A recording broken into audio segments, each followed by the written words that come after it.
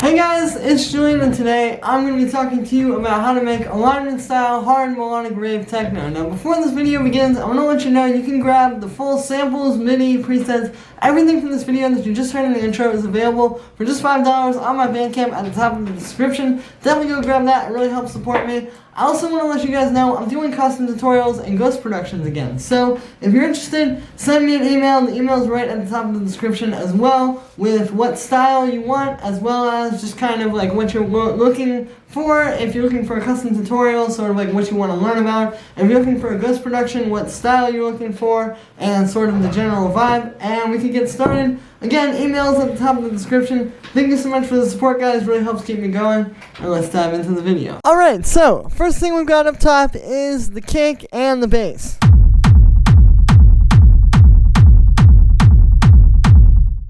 It's a pretty nice standard hard techno kick. The way we're making this one is we have our kick, and the only effect that's on that is just this utility converting it to mono, and then we have the bass.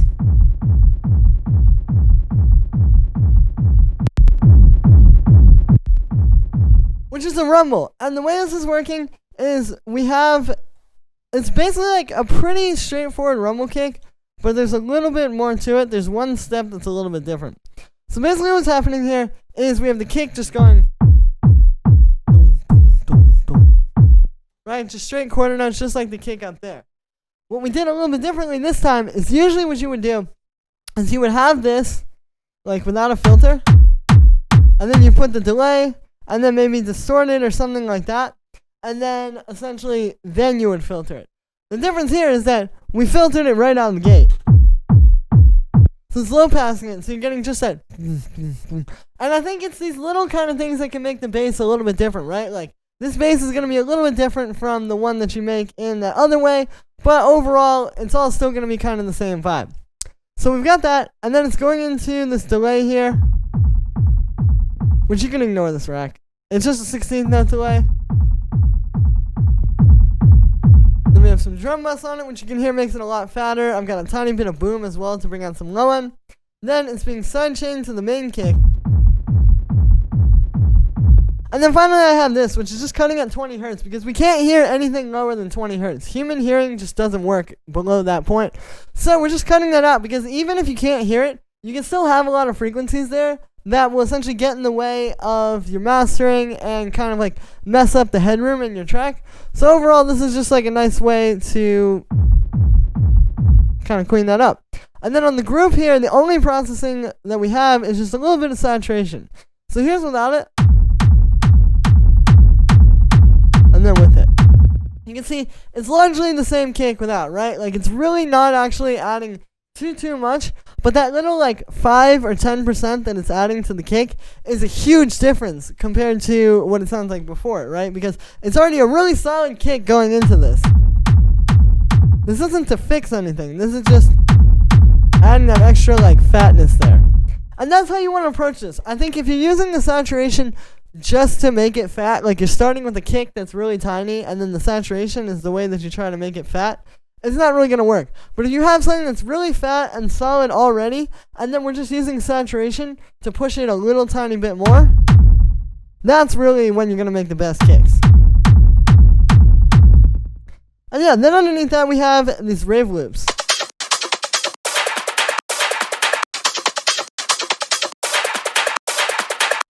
So you can hear, these are like these standard classic, like 90s, 2000s style rave loops I've talked about a lot in these types of videos before. The thing that makes this one very interesting is the chopping. It's like this call and response pattern happening between two of these.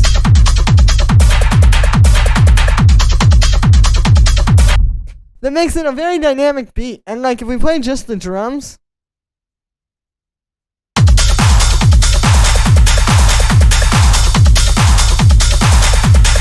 right, like that would work really well for the intro of the track and just in general for like making things more exciting, because you can always take these and just have one like just playing underneath everything. Like if I really wanted to, I could just, and that definitely sounds cool. But I think that this is like another way to kind of take these, which is something that is being used a ton. Almost everybody in hard techno is using these right now. So it's very popular and very basic and common. And then we're just taking it and like doing our own thing with it by chopping it. And then the other secret here that's making this work is you'll notice, so these loops, if I play you like the original loops, this is just some that I've made. You'll notice they both have snares in there. And one thing I was noticing is that if I have a snare here, and I noticed that if you leave the snare in on these, and then try to layer that with your snare, it's gonna get a bit messy. Like, I'll kind of show you what I mean. Like, so here's what it sounds like right now. Now check out what happens if I bring the snares on these back in. See, it's just kind of like a weird groove. So, just like little tiny details like that are gonna make a big difference. And then the last thing here is just the processing, which is really simple. All I'm doing is just high passing each of these so that there's no low end that's gonna mess up the bass. And then we have the snare. And it's really like a snare clap. The way this is working is it's essentially an 808 clap layered with a 909 snare. So you get the but also the and also it's just like a very fat and full sound. And then what we're doing is we're putting a little bit of reverb on that, which is really short and there's not a lot of it. And then it's going into two distortions. You can see we have the pedal here as well as overdrive. So here is without those. And just pedal. Then with overdrive. So you can see why we have two, like, typically stacking these is going to get you a little bit more interesting results than if you just try and take one of these and make them super hard. And you can see I still have the dry wet blended a little as well. So you're still getting that original snare under there. But obviously just with this like very fat distorted layer. And that's the reason why we try to make this so big is because if you listen to it in the mix, like everything around this is so big. So if we get rid of the distortions, see, it's easy for something like this to get lost in the mix. So it's just making it like very big, very full so it takes up the right space.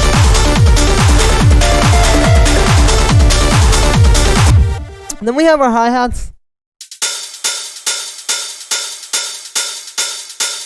So just like a nice 16th note hi-hat and a fat 909 hi-hat. Kind of a bit deeper as well. I think I played it a bit lower on, yeah, you can see it's playing A. So it's a bit lower just to give it that more like hard techno kind of aggressive atmosphere. Then we have the ride,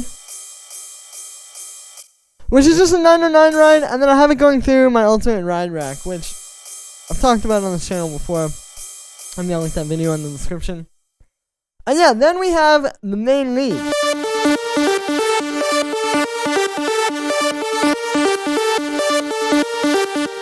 So, the key to this lead is you want to start with the top melody. There's essentially two things happening there, though. And then there's also a, right, like that root note. You're going to start with the top notes, and then the root notes are just whatever key you're in. Like in this case, we're in D minor. So it's just using like the root note of whatever key you're in. But it makes this really catchy lead. And in terms of musical intervals here, it's the root note, which is just an octave up. It's the 5th, the 6th, the 4th, and then another 5th. And you kind of get a nice movement there where you go, right, like going there, up to the high note, to the low note, and then back to the one in the middle again.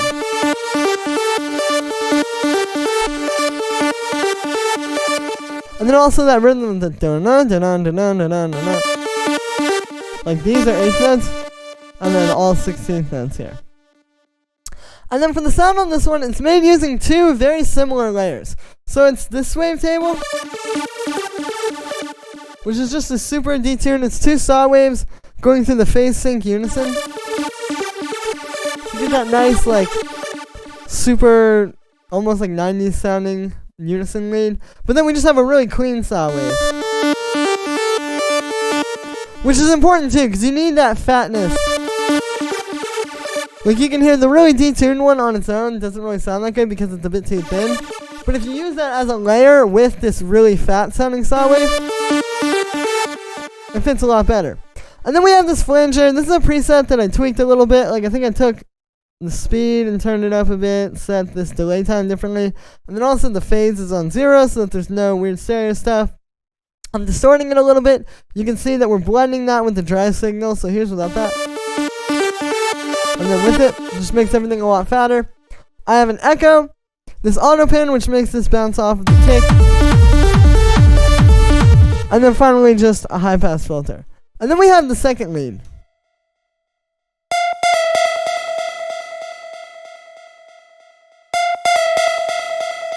And yeah, this is just like this nice, like, also a very detuned sounding lead. Now the way this one's working is it's just playing two notes. It's just the minor third and the ninth, which is a very complicated way of saying two notes up from your root note. If you look, this is our root note.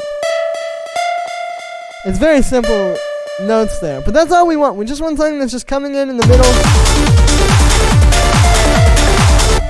and kind of breaks it up a little bit.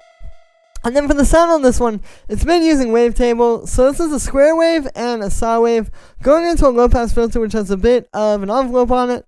And then you can see where the real magic happens with this patch is with this LFO1 here. You can see we're putting that very slightly on the pitch of each oscillator. And you might say, well, why would you only use that tiny amount? Well, I'll show you. So here's, if I turn off, this is without any LFO. Right, it's very straight sounding. But then if we turn that LFO back up, even just on 12%. So not only is it a tiny amount in the matrix, but it's a tiny amount even just with the LFO amount. You can hear it gives you that buzzy, almost like hardstyle sort of lead. So that's what we're trying to do with that. And that's how you make that type of lead. It's just a really, really fast pitch envelope, or pitch LFO, that's just like really not doing that much. Like you don't want to do too much of it, because as soon as we start to turn this up, see, you're in that territory. And that's not really what you want, right? So we just got that. And then it's going through a bit of echo and some reverb. Really simple. The last layer here is going to be this bass, which is not really the bass in the track, but it's kind of the bass underneath that lead. And this might seem like a simple layer that you wouldn't really even need, but I'll show you the difference. So the reason why we have this is it's just really adding to the intensity, sort of like in the main part of the track. Like if I turn this off, see, all of a sudden it feels like the intro. Even though we have this main lead playing that root note,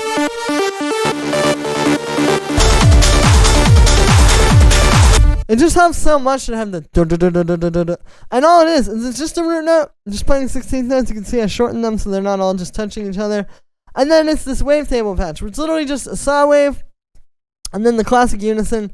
A multi-band distorting, and so you can see we've got the highs going through a pedal, mids going through overdrive. Each one is blended, so you're still getting that clean signal. And then the lows aren't going through anything. And then we just have an auto pan to make it bounce off of the kick, and a high pass filter. Again, very simple layer, but it's very important. And this way you can have, like, this is how you can have, like, you know, maybe this is like the intro, right? And then you get to a part where you have all of these. And it's going to give you something to kind of progress throughout the arrangement of the track.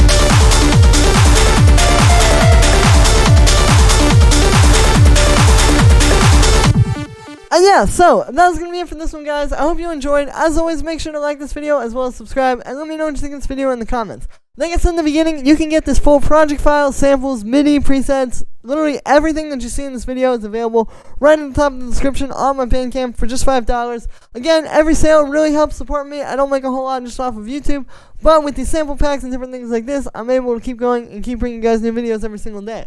I'm also got the email for all my custom tutorials and ghost productions at the top of the description as well, so definitely hit me up. If you're looking for a custom private tutorial, I could literally make you a tutorial on anything you want. You're the only person that gets to see it. Plus, you get the bonus project file, samples, MIDI, and presets with the tutorial. And if you're interested in the ghost production, let me know as well. Again, it can be any style, and you get the full project file, samples, MIDI, presets, everything with that as well. And yeah, thanks so much for the support, guys, and I'll see you tomorrow with another video.